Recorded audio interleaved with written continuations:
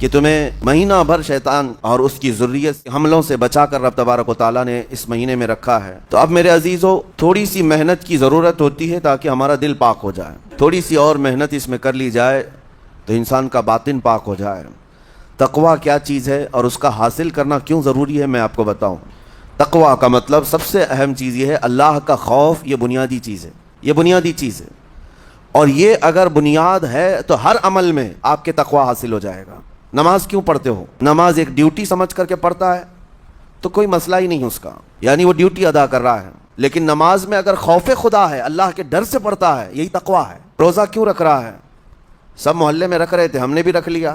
روزہ اس لیے رکھ رہا ہوں کہ لوگ برا نہ سمجھیں یا اسلام کا ایک حصہ ہے، اتنی ہی نیت تھی تو پھر اس نے روزے سے کچھ حاصل نہیں کیا، لیکن اسی روزے کو اللہ کے خوف سے رکھا، یہی تقویٰ ہے۔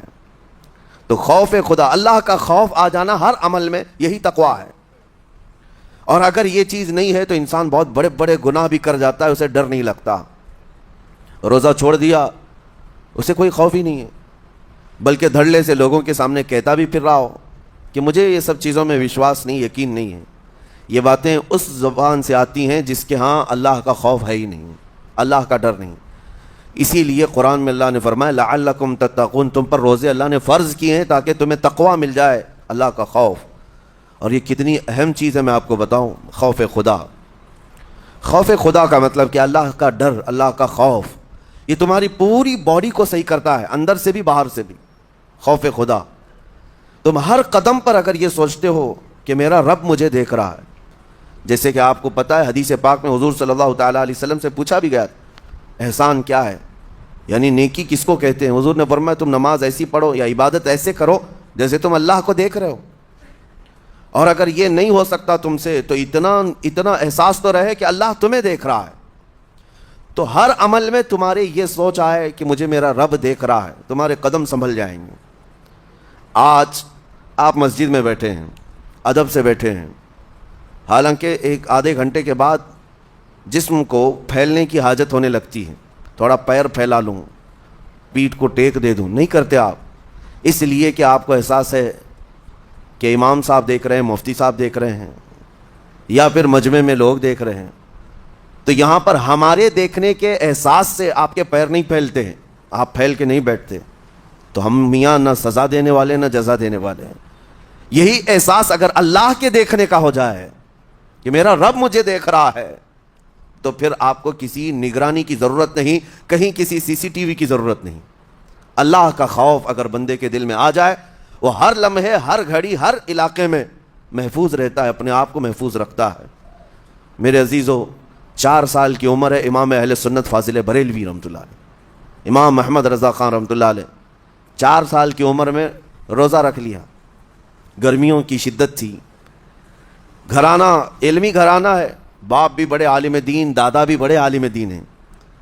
4 سال کی عمر میں روزہ تو رکھ لیا، اور جب تھوڑی دوپہر ڈھل گئی، اچھوں کی حالت دھوپ کے دنوں میں خراب ہونے لگتی ہے، تو شام ہونے کو قریب تھی کہ ایک کمرے کے اندر دادا محترم نے پوتے کو بند کر دیا اور کچھ پھل فروٹ ساری چیزیں اندر رکھ کر کے دروازہ باہر سے بند کر لیا۔ کہا بیٹا کھا لینا، میں کسی کو بتاؤں گا نہیں، کسی کو نہیں بولوں گا، 4 سال کی عمر ہے، تمہارا روزہ بھی رہے گا، کھا کر کے تھوڑا پیٹ ہلکا کر لینا۔ تو یہ دروازہ بند کر کے دادا محترم چلے گئے۔ کافی دیر کے بعد دروازہ کھلا تو وہ پھل فروٹ ویسے کے ویسے ہیں، بچہ ویسے ہی بیٹھا ہوا ہے۔ امام احمد رضا رحمۃ اللہ تعالیٰ علیہ، 4 سال کی عمر کی بات کر رہا ہوں، دادا نے آ کر پوچھا بیٹا کھائے نہیں؟ دروازہ بند کر لیا تھا۔ تو 4 سال کی عمر میں مولانا امام احمد رضا کہنے لگے کھا تو لیتا، لیکن ہر گھڑی میرا مولا تو دیکھ رہا ہے، جس کے لیے روزہ رکھا وہ تو دیکھ رہا ہے۔ یہ ہے تقویٰ، یہ ہے خوف خدا، کہ اگر یہ کسی کے دل میں بیٹھ جائے، اسے لوگوں کو دکھانے کی یا لوگوں کے اسے دیکھنے کی کوئی ضرورت ہی نہیں۔ میرے عزیزو، تقویٰ حاصل کرنے کا یہ اتنا بہترین راستہ ہے، اتنا بہترین راستہ ہے۔ آپ روزہ ہیں، کس کو پتہ ہے؟ میں روزہ ہوں، کس کو پتہ ہے؟ یہ راز ہے میرے اور اللہ کے درمیان۔ آپ روزہ ہیں، یہ راز ہے آپ کے اور اللہ کے درمیان۔ بہت سارے موقع آپ کے پاس ہیں دن بھر میں، فجر سے لے کر عصر تک، کئی مرتبہ وضو میں جانا پڑتا ہے، باضابطہ آپ کلی کر رہے ہیں، آدھا نگل جاتے، کس کو خبر ہے؟ یا کہیں چھپ کر کے کوئی ہلکی سی چیز چبا لیتے، کس کو خبر ہے؟ اس لیے کہ یہ اندرونی معاملہ ہے، راز ہے. آپ کھا رہے ہیں پی رہے ہیں یا نہیں کھا رہے ہیں نہیں پی رہے ہیں، یہ کوئی دوسرا نہیں کہہ سکتا. آپ کے اور آپ کے اللہ کے درمیان یہ راز ہے. اور آپ بچے ہوئے ہیں، حلق سوکھا ہے شام کے وقت اور پیٹ بھی پیٹ سے لگنے آ جاتی ہے. کام کرنے والے جانتے ہیں کہ شام ہوتے ہی روزے کا اثر کس قدر ظاہر ہوتا ہے. کام کرنے والوں کو زیادہ اثر پڑتا ہے، اے سی میں سونے والوں کو روزہ کہاں پتہ چلتا ہے.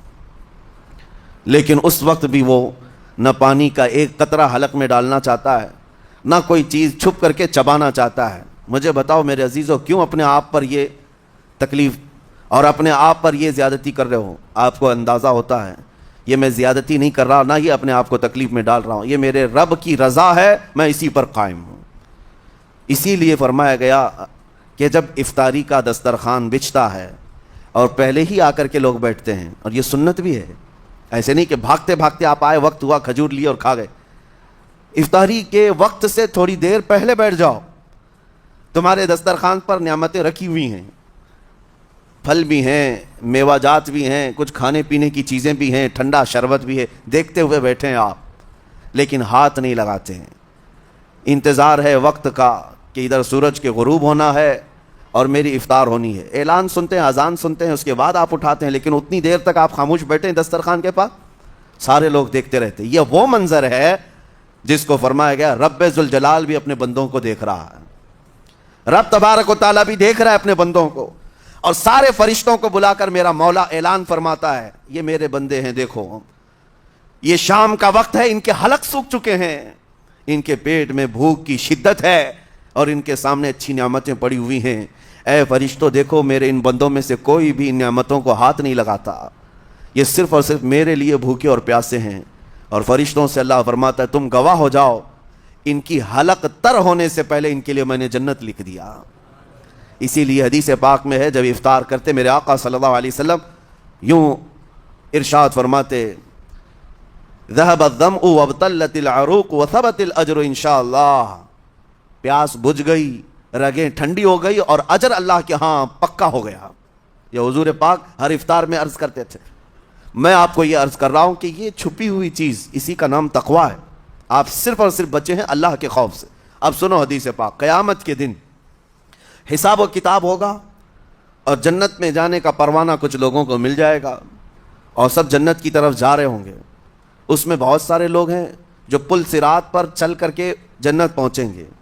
اب جب کافی لوگ جنت کے دروازے پر پہنچیں گے، ایک جماعت ایسی ہوگی جو پورے راستے میں کہیں نظر نہیں آئی، جنت جانے کے راستے میں کہیں نظر نہیں آئی، لیکن جنت کے دروازے پر وہ پہلے سے موجود تھے. چلے تھے نہیں چلے تھے کسی نے دیکھا ہی نہیں. دوسرے جنتی ان سے پوچھتے ہیں اس جماعت سے کہ تم یہاں کیسے پہنچے اور یہ انعام کس بات کا ہے تمہارے لیے؟ تو وہ جنتی کہتے ہیں ہمیں روزے داروں کی جماعت میں رکھا گیا، ہمارے روزے اللہ کو پسند آئے، اور آج رب تبارک و تعالیٰ کا حکم ہوا کہ ساری دنیا سے چھپ کر تم میرے لیے روزہ رکھتے تھے، دنیا کو پتا نہیں تھا تم بھوکے ہو پیاسے ہو، اور اے بندو آج سارے لوگوں کی نظروں سے چھپا کر میں تمہیں جنت پہنچاؤں گا. وہ ایک جماعت ایسی ہے جو راستے بھر چلتی ہوئی نظر تو نہیں آئی لیکن جنت میں پہنچ گئی، وہ روزے داروں کی ہے.